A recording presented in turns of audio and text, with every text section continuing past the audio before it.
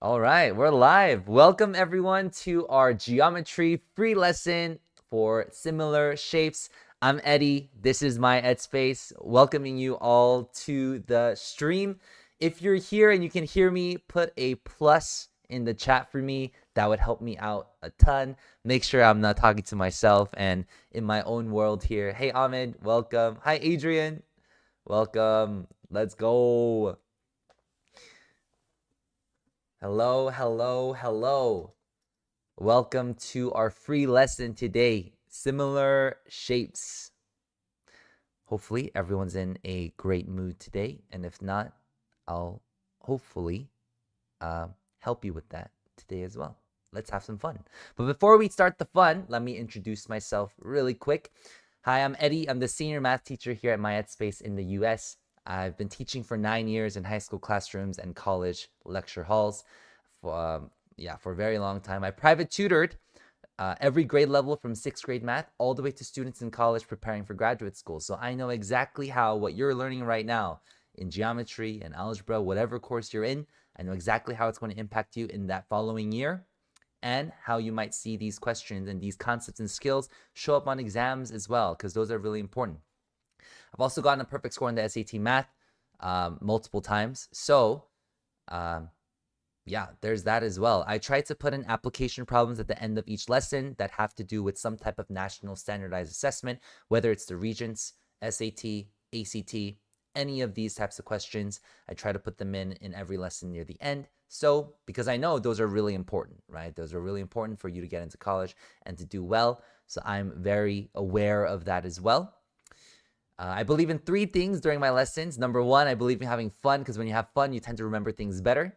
Number 2, I believe in making mistakes. Take these live lessons as an opportunity for you to make mistakes, because true learning, those click moments that when things click, when you retain information, they only happen when you fix your mistakes. But if you take away that opportunity for yourself to even make a mistake, you're taking away huge opportunities for you to be making leaps in your education and learning experience.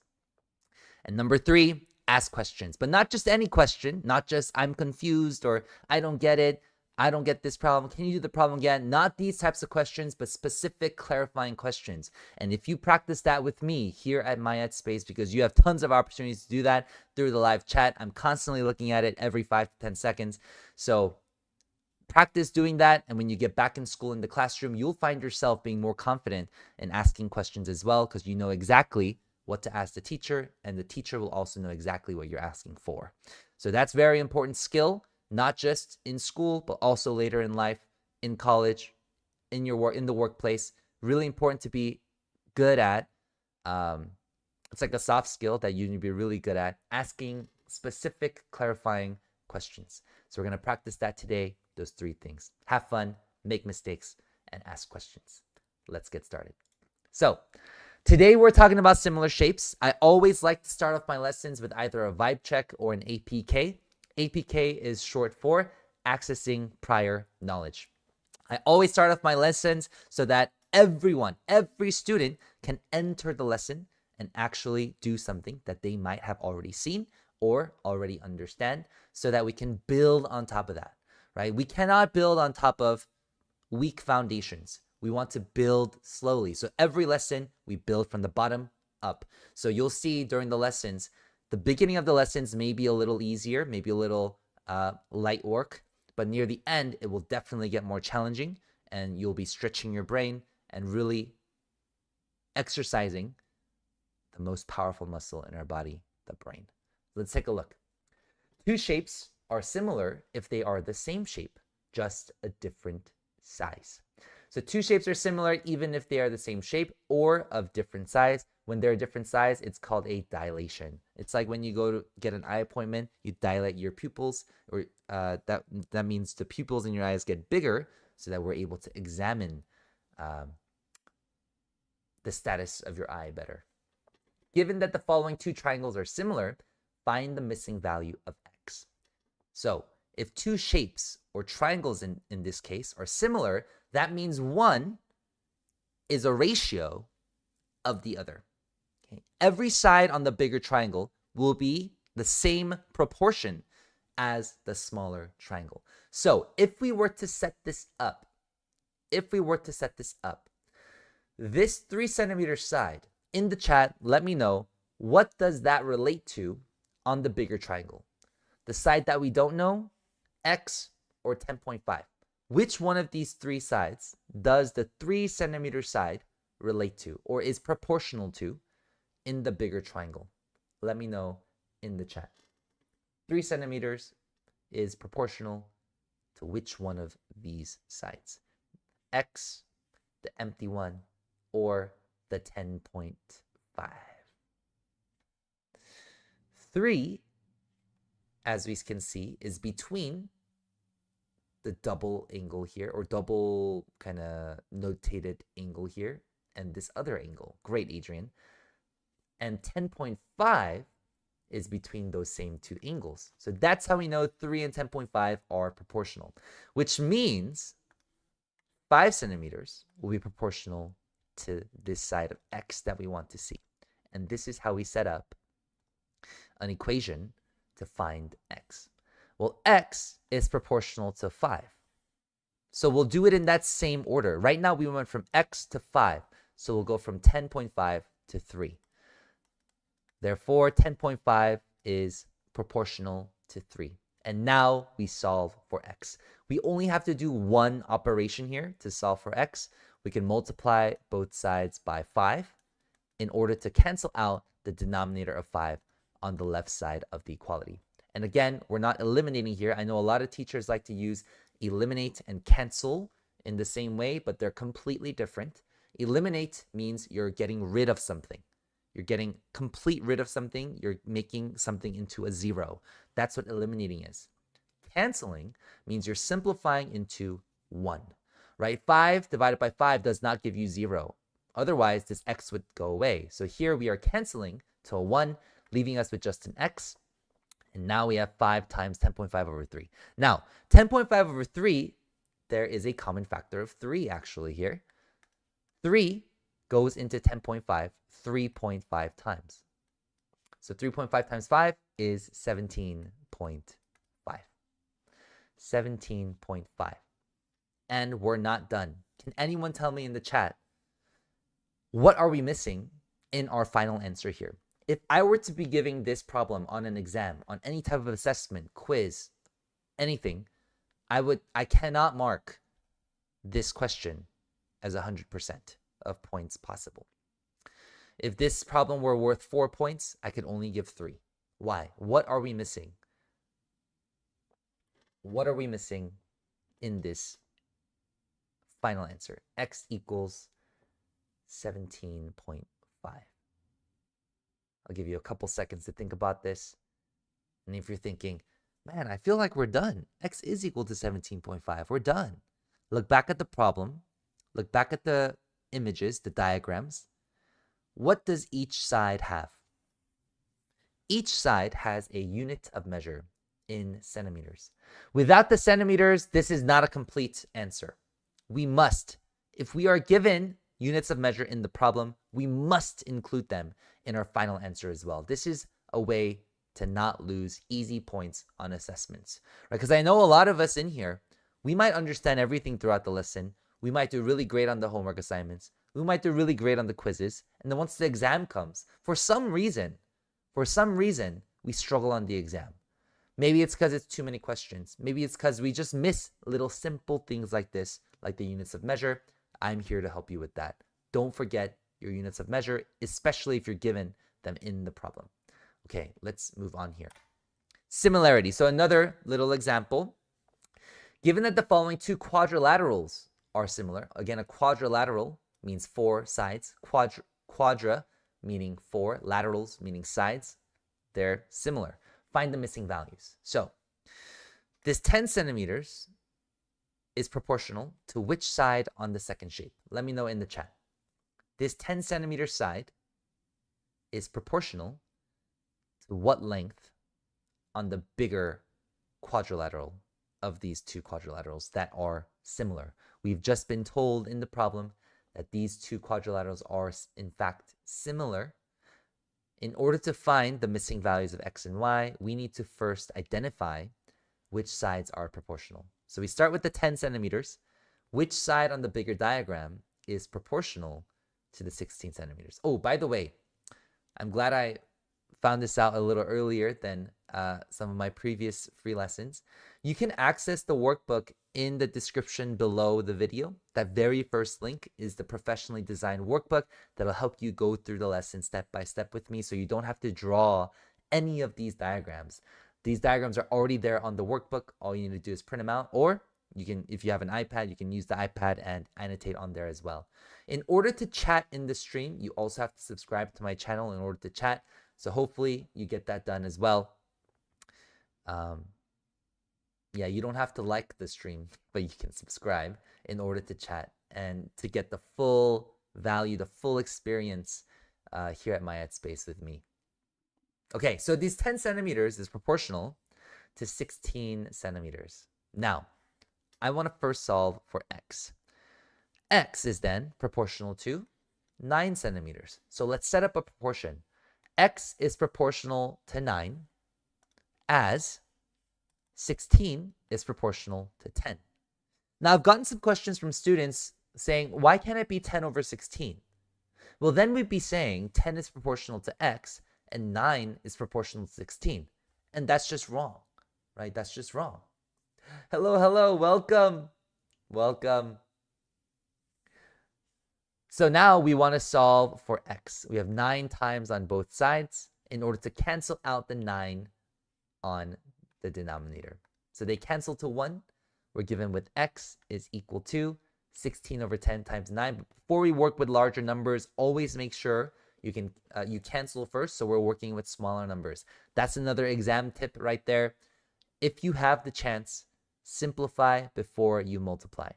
Simplify before you multiply, because whenever we work with larger numbers, the probability you make a mistake does go up.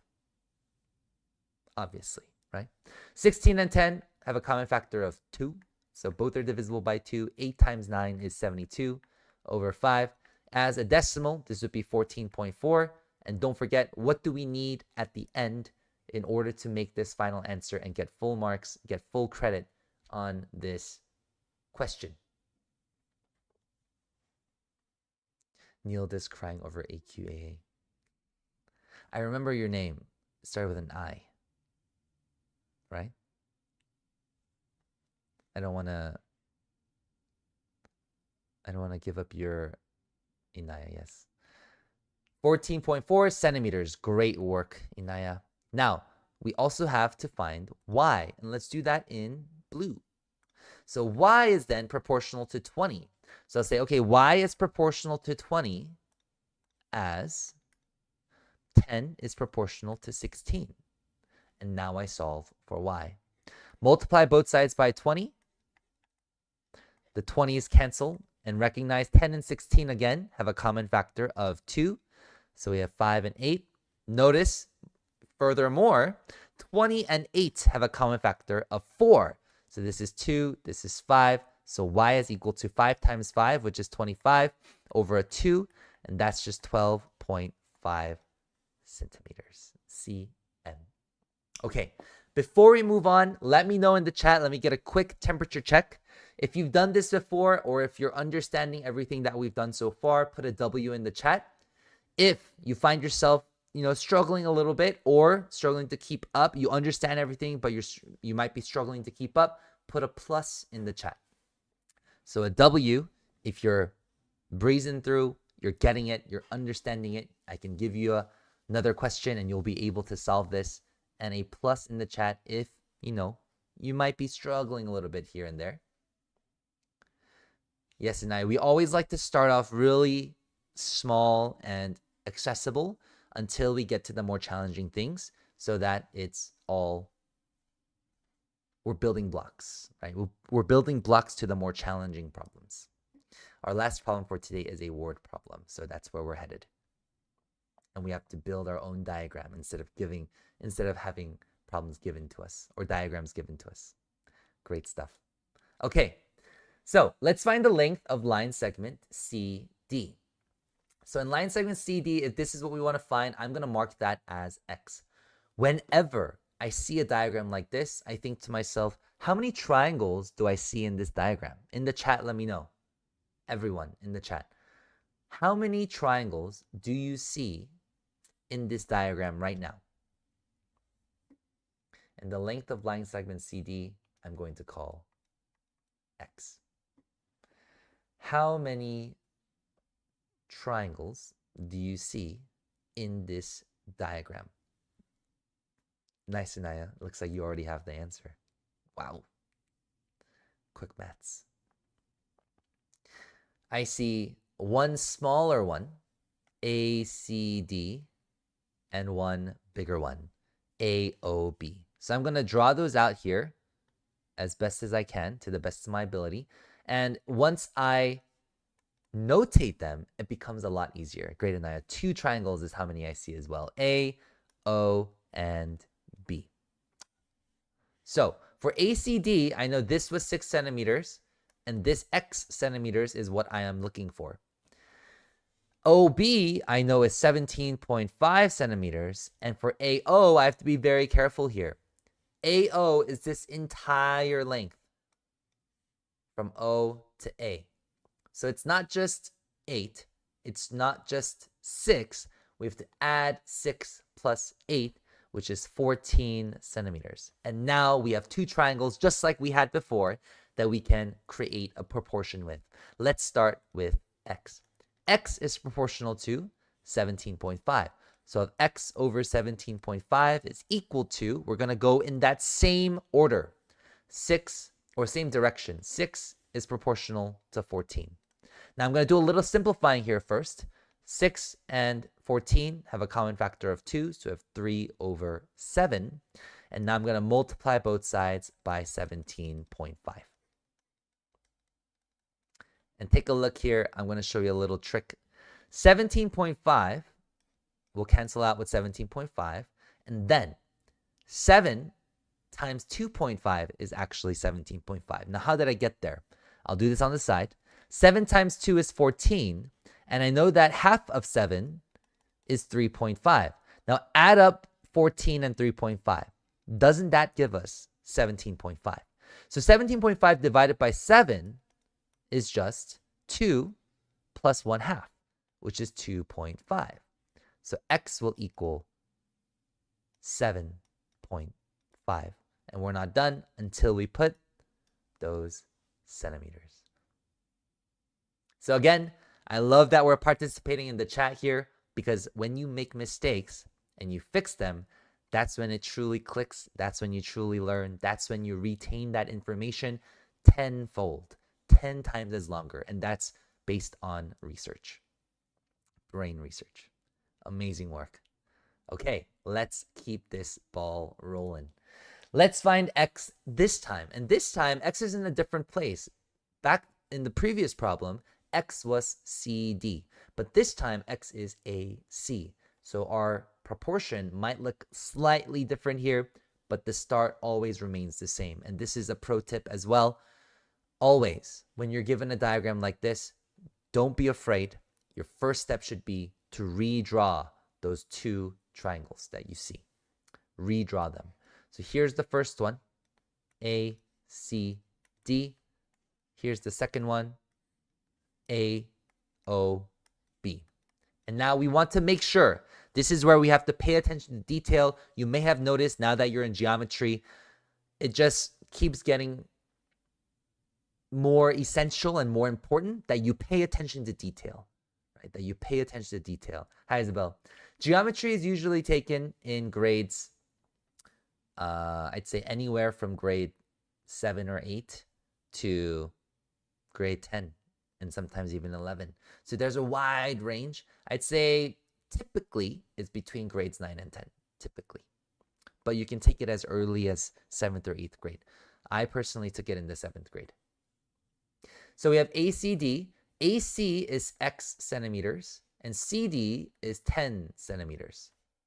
Okay, now OB is 15 centimeters. And again, setting up this proportion is the hardest part about these problems, right? Setting them up correctly. And AO will be this entire side added together. So you have x plus the 12 centimeters. So you have x plus 12 centimeters.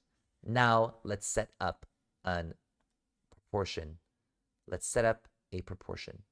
And this time I'm going to do something slightly different, so pay attention here. X is proportional to x plus 12. 10 is proportional to 15. The way I'm going to do this is I'm going to use individual triangles here for their proportions. X is proportional to 10 the same way that x plus 12 is proportional to 15. And the reason I did this is to keep those variables in the numerator so that our work looks more structured and organized. Now from here, I'm going to multiply both sides by both of the denominators. 10 and 15. 10 and 15. 15s cancel on the right. 10s cancel on the left. And now I have 15x is equal to multiply by 10 for both x and 12. That's 120. Once I subtract 10x on both sides, I get 5x is equal to 120 and x is equal to 24. Now we're not done. And Anaya, congratulations, you did get this problem correct. After dividing by an extra 2 on the previous one, we have 24 centimeters, and that would be our final answer. X is equal to 24 centimeters. Now, you know, some of you might get confused about this because you might be thinking, wait, that doesn't make any sense. How does AC equal 20 centimeters when this is only 12 and we're going from 10 to 15? But you have to think about it a little more. AO, this entire side, is actually these two added together, right? It's 36 centimeters. So when we go from 10 to 15, we're actually going from 24 to 36. So that's why it makes sense. So don't let that throw you off, right? Make sure you're reading the diagram correctly as well. Okay, really quick in the chat, give me a W if you're feeling good about all this so far. If I gave you another problem exactly like the ones that we've done here and the previous one, that you're confident that you can at least get through it yourself. However, if you do have any questions or you feel like I'm going a little too fast, give me a plus in the chat. I can for sure slow down so that we're all together, moving together in a pack through this lesson. I'll wait a couple seconds for everyone to reply in the chat. All right. W's. Awesome. Inaya, Adrian, W's. Love to see it. Awesome. Let's keep going then. Let's look at what happens when we enlarge shapes and calculate the new areas and volumes. Now we're not just talking about the side lengths, but now we're talking about areas and volume. 2-dimensional and 3-dimensional shapes. So find the area of both triangles, given that they have been dilated by a scale factor of 5. So scale factor, what does that mean? Let's take a look at these diagrams to have a visual to help us understand what scale factor is. Well, we're going from 1 to 5. Going from 1 to 5, let's think about what's happening there. We might think, maybe we're just adding a 4. So let's check out the other side, 4 to 20. Well, we're definitely not adding a 4 there. So that's not what we're doing. 1 to 5, we're also multiplying by 5. And if we multiply 4 by 5, that's that 20. And that's what a scale factor is. It's the factor at which we are scaling it up or down. So if a scale factor is a fraction, that means we're scaling down. If a scale factor is above 1, that means we're scaling up, right? We're getting bigger. And that's what we're doing here. A scale factor of 5, 5 is greater than 1. That's why we see that the smaller triangle is getting bigger into the bigger triangle. Now let's find the areas of both of these. What's the area of a triangle? In the chat really quick. I already gave you a little bit of it. The area of a triangle, we know that when we have any quadrilateral and we draw a diagonal through it, we are splitting that area in half. We know the area of any quadrilateral is base times height, except for some actually, not all of them, but any rectangle, let's say. The area of any rectangle is base times height. So we have half of base times height. Awesome, Adrian. Great work. Half of base times height. So again, accessing our prior knowledge for this.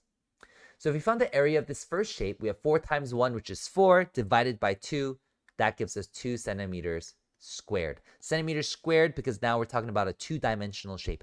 2-dimensional area is what we're talking about. We're no longer talking about 1-dimensional lengths. We're talking about 2-dimensional shape or areas. And 5 times 20 is 100, divided by 2 is 50. So we have 50 centimeters squared. We just talked about a scale factor of 5.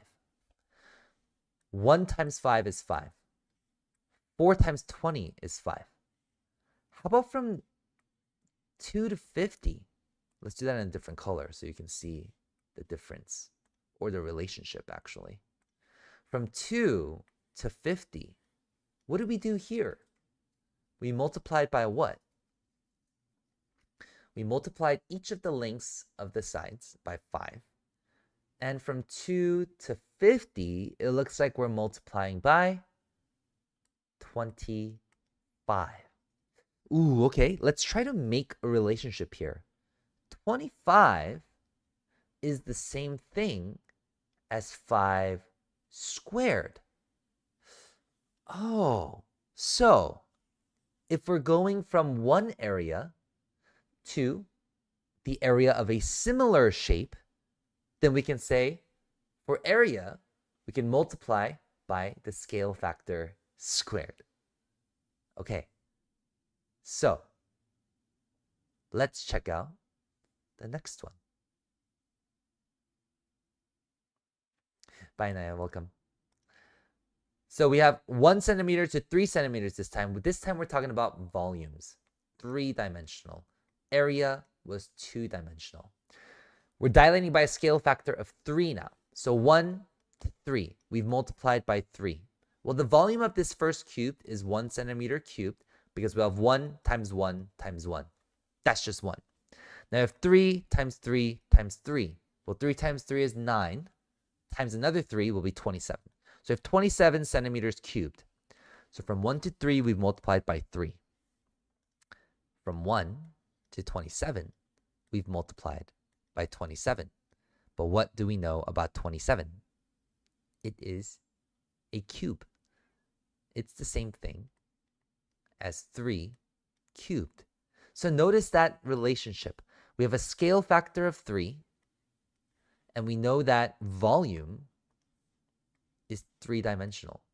So we've cubed our scale factor to get from the volume of a smaller cube to a volume of a similar cube that's been dilated by a scale factor of 3.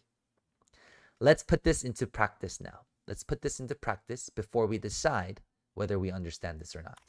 So, for example, shape A, we don't know what that shape is, but the shape A is dilated by a scale factor of 4 to produce shape B. So from A to B, we're multiplying each of the sides by 4.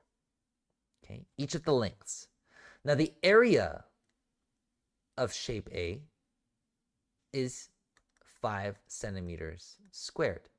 So then what would the area of shape B be if we've dilated shape A by a scale factor of 4 to produce a shape B? What would we be multiplying by here? We just discussed in our previous example that when we have a scale factor of any number, the area we can multiply by that scale factor squared because we are now in 2-dimensional areas. So instead of multiplying by 4, we are going to multiply by 4 squared. 4 squared is 16, and 16 times 5 is 80. And that gives us 80 centimeters squared as our final answer for the area of shape B. Let's do one more of these. Shape A is dilated to produce a shape B. Again, shape A to shape B, being dilated by some scale factor we don't know yet. The area of shape A, is 10 centimeters squared. The area of shape B, oh, this time they give us both, is 250 centimeters squared. So in the chat, let me know, for all of you that are here, in the chat, 10 centimeters squared to 250 centimeters squared, what are we multiplying by? What are we multiplying by to get from 10 to 250? And this one might be a bit simple, right? Because, I mean, working with tens is probably the best thing that can happen on any assessment, exam, quiz, right? It's honestly the best number. 10 times exactly 25 is equal to 250. Great. So now 25, we are working with areas here. We know that when the area is dilated, it dilates by a scale factor of k squared. So this 25 is equal to k squared. Take the square root of both sides. K is then equal to 5. So from A to B, our scale factor is 5. A is dilated by a scale factor of 5 to get to shape B. Now, we're given the shape B has a length of 2.5 centimeters. And this time, we're going to go backwards to find the length of shape A, given that 2.5 for shape B. We're used to multiplying, but in going in reverse, we're not going to multiply anymore. We got to do the inverse. We got to divide by 5. And that gives me 0.5 centimeters, just like that. Okay. Give me in the chat a W if you feel like everything's going pretty good so far. You're understanding it. This stuff is so cool. It's pretty beautiful. Give me a plus if you feel like you might be struggling just a little bit, but with a little bit more practice, you can get it. Let me know in the chat how you're feeling, just to get a quick gauge, a temperature check of how this lesson is going for you. Let me know. A little bit of a self-awareness, self-test, self-assessment of how you think you're doing. We're about to enter some more challenging problems, by the way. So if this has been a little too easy for you, be prepared. Lock in right now. It's about to get real. All right, let's get into it. So if three-dimensional shapes below are mathematically similar, if the surface area of shape B, so this is B and this is A, if the surface area of shape B is 22.5 meters squared, what is the surface area of shape A? Okay, so in order to figure this out, we're going to be dividing by k squared because we know areas dilate by a scale factor of k squared. So going from left to right, from A to B, we'll be multiplying by k squared. But since we're given the surface area of B, we have to work in reverse. We're going to be dividing by that scale factor of k squared. But in order to find k squared, I first need to find what k is. Not given in the problem. However, it's hidden. We're given the two volumes of the shapes. What do we multiply 5 by to get to 135? We multiply by, in the chat, what do we multiply by 5 to get to 135? Divide 135 divided by 5. That gives us 27. We know that volumes dilate by a scale factor of k cubed. So what we just learned is that k cubed is equal to 27. What number cubed gives us that 27? K is equal to 3. And now we know we can use this information to take this k equal 3 into that k right there. And that gives me divided by 3 squared. In other words, divide by 9. Now 22.5 divided by 9 is 2.5 meters squared. You can use a calculator for that, or you can use this little trick. 22.5. How do we get there? Well, that's 18 plus 4.5. 18 plus 4.5. 18 is 9 times 2, and 4.5 is 9 times a half. So take this 2 and 0.5, add them up. That's how I got that 2.5 meters squared. Don't forget your units as well. That's what we're practicing as well today.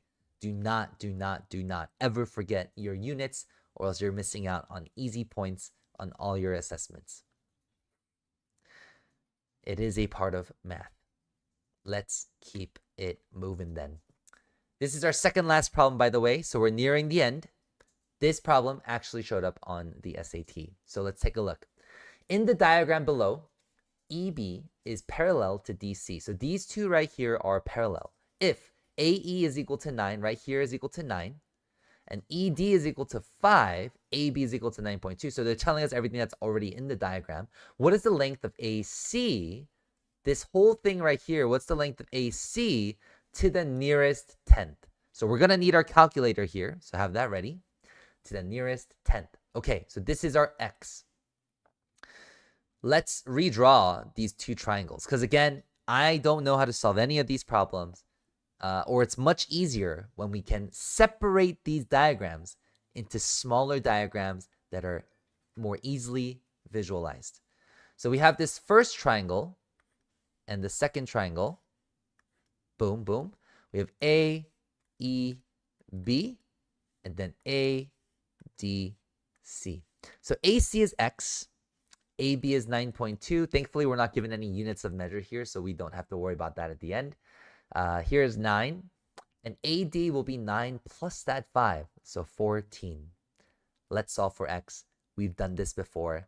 Let's keep it simple. X is proportional to 9.2, and 14 is proportional to 9. Great. We're always going in the same direction.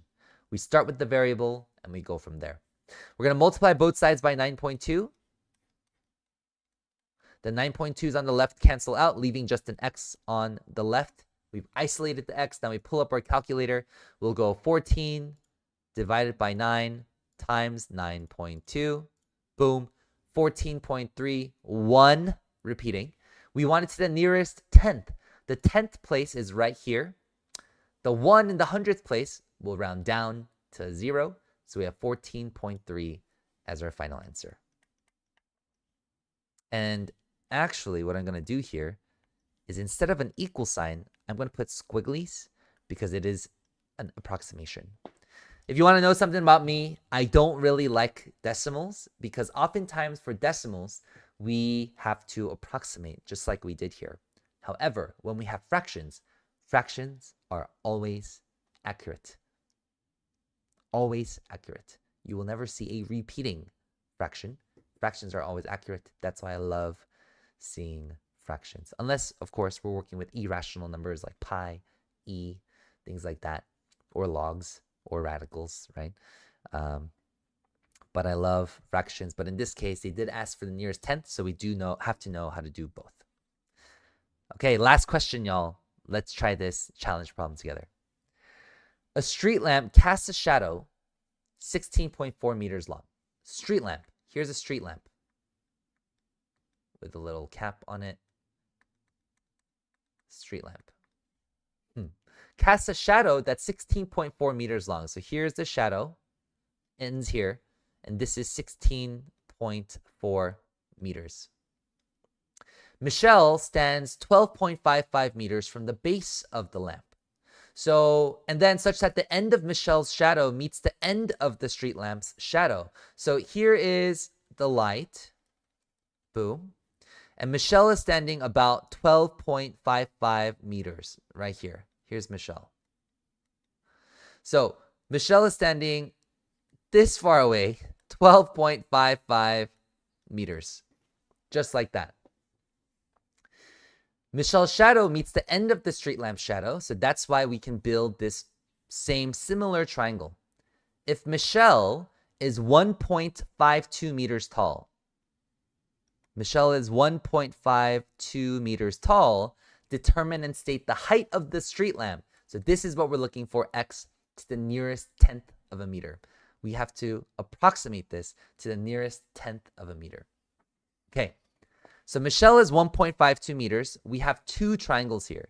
The bigger triangle, boom, boom, is X and 16.4. The smaller triangle with Michelle is 1.52. Again, this is all in meters. And this is the length that we're looking for. Or no, we do know that length, don't we? It'll be 16.4 minus 12.55. This length right here will be 16.4 minus 12.55. You can, did I just say 5? Hi, Zaira. Or Emily, welcome. In other words, what we can do is we can use a calculator, or we can do some mental math here. We have 0.45, 3.45, 3.85. 3.85 meters is the length of Michelle's shadow. Okay, now we can create a proportion. Emily, I'm sure this looks familiar. We have x is proportional to 1.52, just like 16.4 is proportional to 3.85. We can keep this simple, multiply both sides by 1.52, and then plug it into our calculator, since now we have isolated the x. Here we go. We have 16.4 divided by 3.85 times 1.52, and the height of the street lamp will be, to the nearest tenth, 6.4. Not quite, because this 7 in the 100th place will round this 4 up to a 5. So we have about 6.5, and I'm going to put squigglies here, 6.5 meters, just like that. And that was our final question for today. Now, if you learned something new today, or if this class helped, or if it helped you reinforce some skills, fill in the gaps, anything, any of the above, or if you just had fun joining in today, put a W in the chat. Let me see those W's in the chat. W stream, W engagement from you all, W energy. I feed off of your guys' energy as well. I am very much an extrovert. Very much enjoyed that lesson as well. So give me those W's in the chat if you enjoyed today's class, if it helped, if you learned even one new thing. Awesome. Even though you just joined, already a W. Love that. You caught that last question, the challenge problem. Love it. Okay, so today was just one piece of all of geometry. We have a complete curriculum set for geometry, and you get to try it until the end of May. MyEdSpace for 7 days, just $7. It's a 7-day trial. You get full access, and you can cancel anytime.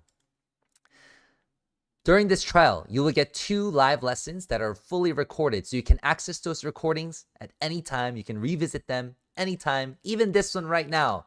We're live right now and participating, but after the stream ends, you can review it anytime. Revisit any part of any stream that's already gone live, just to go over the parts that you might want to go over again, right? Maybe you'll see this later in the school year. You want to revisit how I taught it, come back, revisit that lesson, just maybe some parts. Boom, there for you right away, anywhere. You get professionally designed lesson materials, like I've mentioned down in the description below, that very first link, workbooks to every lesson, especially for geometry. This is super key. You do not have to worry about drawing diagrams onto your paper or copy it down from the screen like you would copy it down from the board at school. Don't need any of that. Everything is right there, professionally designed for you in the workbook, so you can focus on the learning. After every lesson, you'll get a unique set of practice problems that we've created. So, Emily says Eddie's lessons are so W. Thank you, Emily. So that you can consolidate all your learning. You can have another opportunity to make mistakes. Really, that's what it's about, right? Make mistakes. Attempt these problems. Try your best. When you make those mistakes, be happy, because now you have something to fix and get better at and truly learn and retain. Because after you finish these practice problems, you'll get a step-by-step video solution that I've already recorded for every single practice problem that you just solved, and you'll get to learn again. Another free lesson right there. Hundreds of 5-star reviews. Don't just hear from me. There have been over 17,000 families, students that have succeeded, far more than they ever could have imagined with MyEdSpace. And you can see from these 5-star reviews. So, if you want to join, and I know you want to join, grab your parents. It'll take 60 seconds. This is not so much of a sales pitch as more as just to get their approval. 7 days, $7. What do you got to lose, right? So if you called your parents over already, here it is. Hey parents, your child just finished a free lesson and wants to try a 7-day trial. $7 for 7 days. You get your money back. If you don't like it, you can cancel with one click. And after that 7-day trial, it'll be just $149 a month for 7 to 8 live lessons that come with all of this. They're all recorded, so you can take them at any time. You can review them at any time. You get those workbooks professionally designed for these lessons. Unique set of practice problems after every lesson to make sure you've mastered those concepts from the lesson. And if they didn't, that's all good, because once they finish those practice problems, they get step-by-step video solutions from me, already recorded right there, also available at any time. Here's the lesson schedule. I'm teaching 4 courses right now. Geometry is what we're focused on today. Mondays and Wednesdays, 6 p.m. Pacific time, 8 p.m. Central time, 9 p.m. Eastern time. Each lesson is 55 minutes. We meet on Mondays and Wednesdays, so you can get started right away, either on a Monday or Wednesday. And to protect you from any risk, we provide a full refund guarantee, no risk at all. You can try it out. If you'd like to try it out, scan this QR code. If the QR code doesn't work, check out myedspace.com/7, and that will take you straight to the 7-day math pass. And I put it in the chat as well, so you have it right there for you.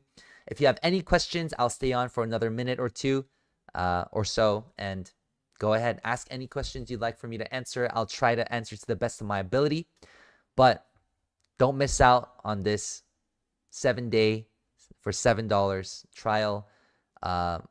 Honestly, coming from a private tutoring background and teaching college, teaching high school in South Los Angeles, this almost seems like a no-brainer to me. I'm excited for everyone to join My Ed Space. Start your journey with me at My Ed Space. Emily says, I got an A in algebra 2 this marking period. Amazing work, Emily. I hope I helped in some way. And I mean, you're already so bright. I'm sure you already had it down, but you know, reinforcing those skills and filling the gaps during my lessons, hopefully that helped as well. We will eventually be getting ahead now that we're more than a quarter of way through the curriculum. Many more months to come. Really excited. And I will see all of you in the next lesson with me at My Ed Space. See y'all soon. Thank you for your time today. Bye-bye.